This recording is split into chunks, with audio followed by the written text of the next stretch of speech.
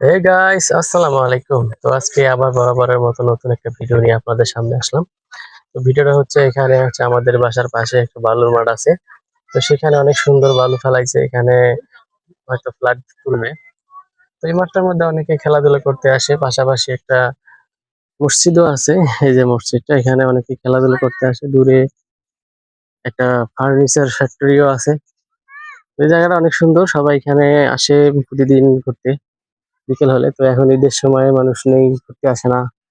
দূরে অনেক জঙ্গল আছে, বাঁশ বাগান। এখানে বালি ফেলাইছে অনেকদিন ধরে, বাড়ি ঘর করবে বিদায়। তো ধন্যবাদ সবাইকে।